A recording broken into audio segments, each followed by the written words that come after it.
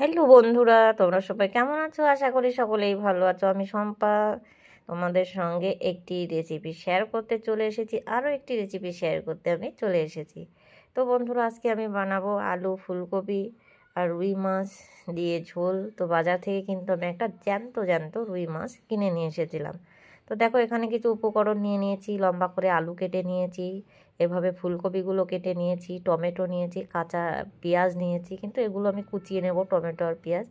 আর নিয়েছি দেখো কয়েক পিস রুই মাছ, নুন হলুদ লাগিয়ে নিয়ে নিয়েছি। মাছটা কিন্তু একদম জ্যান্ত ছিল, জলের মধ্যে লাফাচ্ছিল কিন্তু। তো অন্যদিকে একটা কড়াইয়ে বেশ কিছুটা সর্ষের তেল আমি গরম করতে দিয়ে দিয়েছি। তো তেলটা বেশ একটু ভালো করে গরম হয়ে গেলে একটু নেড়ে চেড়ে দিয়ে মাছগুলো একে একে আমি ওই তেলের মধ্যে দিয়ে দেবো। মাছ ফ্রাই হতে থাক, ততক্ষণে আমি একটা মশলা রেডি করে নেব। তো এখানে দেখো কাঁচা লঙ্কা, সর্ষে আর একটু লবণ দিয়ে একটা পেস্ট বানিয়ে নেব। তো এখানে কিন্তু আদা জিরে দিলেও হয়, কিন্তু আমার ওইটা থেকে এই সর্ষে দিয়ে করাটা আমার বেশি টেস্টি লাগে। তো অন্যদিকে আরও একটা কড়াই নিয়ে নিয়েছি। সেই কড়াই দেখো ফুলকপিগুলোতে এক চিমটি হলুদ দিয়ে আমি এভাবে নেড়ে চেড়ে একটু ভেজে নেব। এদিকে এই কড়াইয়ে কিন্তু আমার মাছ এভাবে লাল লাল করে ভাজা হয়ে গেছে, দেখতেই পাচ্ছ তোমরা।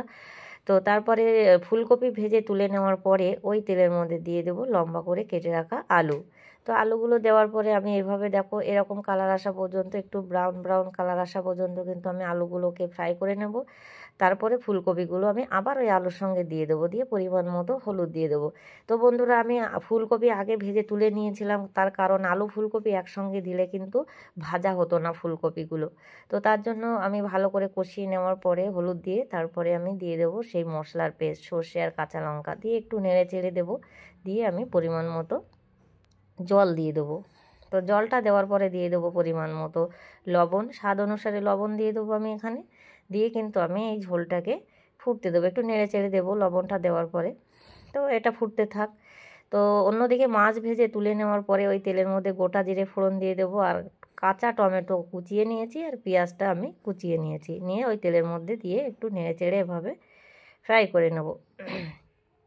তো বন্ধুরা, এভাবে দেখতেই পাচ্ছ ফ্রাই করে নিয়েছি। এবার ওই ঝোলের মধ্যে কিন্তু আমি গুলো অ্যাড করে দেব। তারপরে দিয়ে দেব যে মাছ আমি ভেজে তুলে রেখেছিলাম, সেই মাছগুলো কিন্তু ওই ফুটন্ত ঝোলের মধ্যে আমি দিয়ে দেব। তো দিয়ে একটু ভালো করে নেড়ে চেড়ে দেওয়ার পরে এটাকে আমি ঢাকা দিয়ে রান্না হতে দেব 10 থেকে 15 মিনিট। গ্যাসের ফ্লেমটাকে কিন্তু আমি হাইতে রেখে রান্নাটা করে নেব। তো দেখো বন্ধুরা, রান্নাটা আমার করে নিয়েছি। তো তারপরে আমি এখানে দিয়ে দেবো পরিমাণ মতো জিরে গুঁড়ো। তো পরিমাণ মতো জিরে গুঁড়ো দেওয়ার পরে আমার রান্নাটা কমপ্লিট হয়ে যাবে। আর এখানে একটু ধনেপাতা কুচি, তাহলে কিন্তু স্বাদ আরও অনেকটা বেড়ে যাবে।